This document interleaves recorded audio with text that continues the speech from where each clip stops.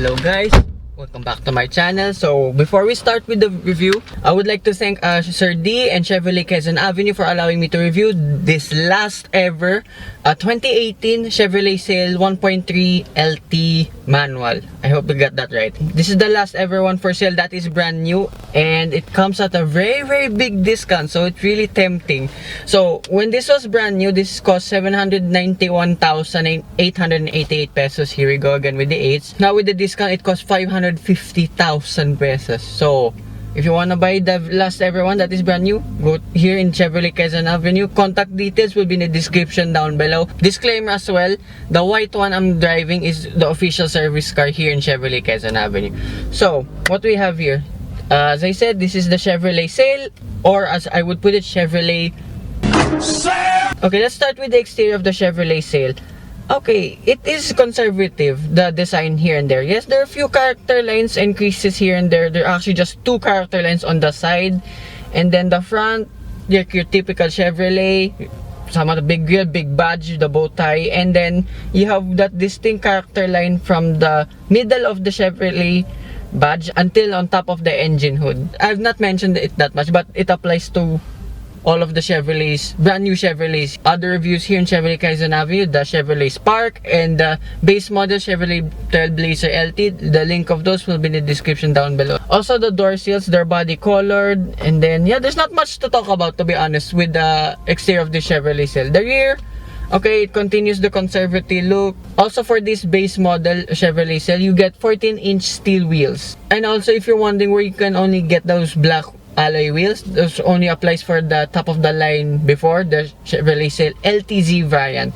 But thank God I'm driving a manual, that's why I couldn't pass the opportunity. And also how to open the boot, you have to use the key. There is no button in the back whatsoever, so it's a little bit old school, but I don't mind it. So opening up the boot, the total space is 366 liters, which is on par with the competition.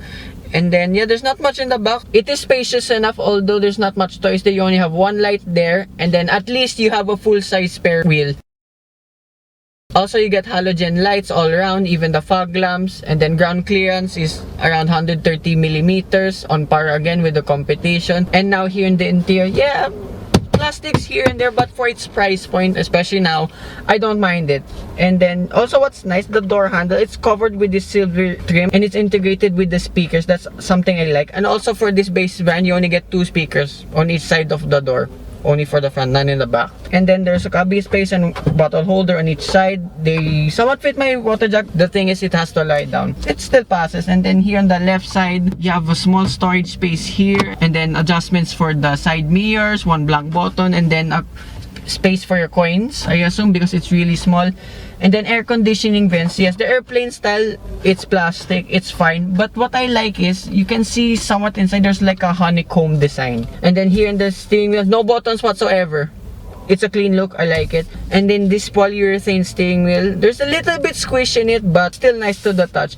And then you have 2 analog gauges with a monochromatic display in the middle. There's also blue accents if you turn the car on, but for some reason, this demo yun that won't turn on with the key. But I think you have to turn the engine on to do that. And then this being the base model, you have a 1-DIN audio system here, and then below that you have a cubby space that fits my phone, physical controls and knobs for your air conditioning, and also a little bit of a quirky design for this controls for the windows all around and for locking the doors. On the left side, that's for the front windows, and then on the right side, that's for the rear windows. So it kind of gives the door cards a little bit of a cleaner look. And then below that, you have a cubby space that fits my phone. There's also a 12-volt socket, and also the hazard button is just right beside the temperature control of the air conditioning knob.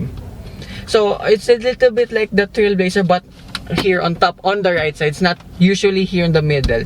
Anyway, there's also a cubby space here. I don't think that my phone will fit there. And then the glove box, okay, it's decent, but the manual is too big. And that's the only thing that's leather, the manual. Oh wait, no, covering the gear lever is also leather. And also the handbrake. Also, there's no center console box, but there's spaces for 2 bottle holders. My water jug won't fit, but there's a space at least for my phone.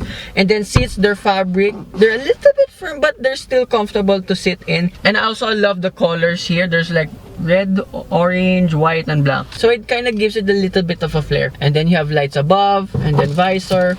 There's no mirror for the driver's side, but there is on the passenger side. They don't extend, but okay, they're thick enough. And then the ceiling material is also nice. And also I didn't test this out. Okay, not the best out there, the door side, but it's still not too bad. And yeah, that's about here in front. I'll show you the rear seats. So here the rear seats of the Chevrolet Sail. Somewhat same setup here in the rear, but unlike in front, the door handle is no longer chrome, it's just black. But I still like it's still integrated with the speaker case. I know these are 2 speakers only, but that's funny, they just left the speaker design here. And also you have 1 window switch here that kind of looks like the Trailblazer. And then cubby space here. My water jug won't fit, it's too thin. Everything in the door card is plastic. Not much toys here as well. You only have 1 map pocket on the passenger side. But however, sitting here in the rear, knee room, feet room, very spacious. Headroom, however, I just have that much space. I am 5'4", so taller people might tend to struggle here in the back. And also you have 2 ISOFIX anchor points on each side. And then sitting here in the middle, interesting that there is a transmission tunnel, but it does not eat up too much space here and there, so you can just simply put your feet up. It's a bit angled though, but it's very much tolerable. And sitting here in the middle is a little bit more elevated, but still I have enough headroom still. It won't eat up that much space. Although sitting here in the middle is a little bit firmer. And there's no central armrest as well. And there's a tethering point here on the back. And that's pretty much here in the rear of the Chevrolet Sail. I'll show you the engine.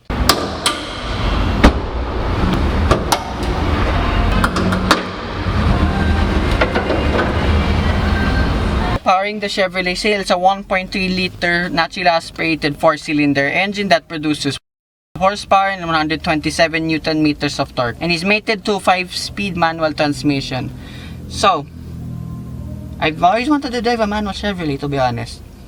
With that, let's go for a drive. So driving the 2018 Chevrolet Sail 1.3 manual, I can say, well, first impression look, it's so easy to drive. I mean, I drive a manual transmission car, but surprisingly, the clutch is a long travel, but it is very, very light. And then the gearbox, yes, it's notchy, it's a long throw, but look, it's very easy to throw. It's very, very light as well. And also surprisingly, NVH, I'm driving what, 40-50 kilometers per hour now. Not much tire noise, as you can hear. Also, these are GT tires, which is actually a nice brand. And actually the pickup, I'll demo its power a little bit. But for here in the highway, it is surprisingly composed. I see why these were majority, the 1.3 manuals were part of taxi fleets before. This is actually a good ride. And I also have experience sitting there in the back, because where I lived before, for some reason, most of the fleets were Chevrolet Sails as well. And then, from second gear rollout, it is surprisingly zippy. Yes, you have 98 horsepower, which is surprisingly on par as well on its competition. But let me try that a little bit later on when the traffic clears up. But here, just daily use. Yeah, this is a perfect Chevrolet, I must say. And then third gear, it's not delayed unlike some of its competition.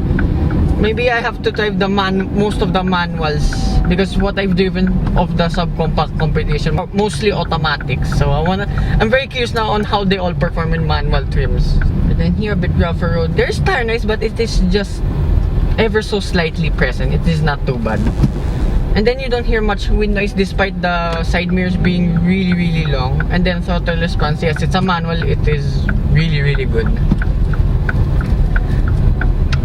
And then brakes, they're a high bite, surprisingly.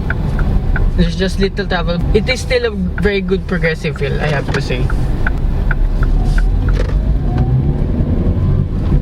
That's not bad. But actually, I want to find out something. That's why I want to floor it just a little bit, because I've driven some of its competition that have 1.3 liter engines. And then here, bumpy part. Okay, soaks up the bumps pretty well. It's like most of its competition. They're all comfortable. And then overtaking, surprisingly easy. You have 98 horsepower. Just 1 horsepower more than the Chevrolet Spark. Okay, the power horsepower is not too bad. Yeah, I can confirm now, unlike most of its competition that have 1.3 liter engines, this for, maybe I'll drive it a bit faster, but for now, it doesn't feel like it's running out of breath.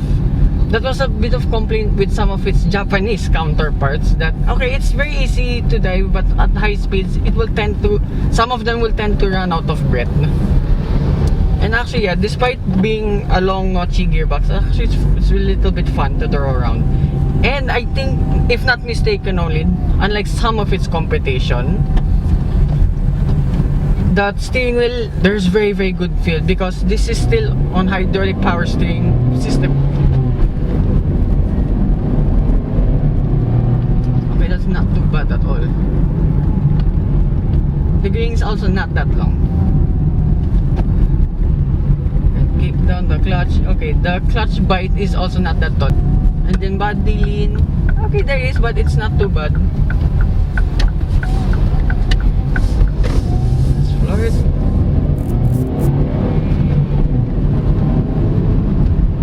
That's pretty zip. Okay, that's pretty zippy.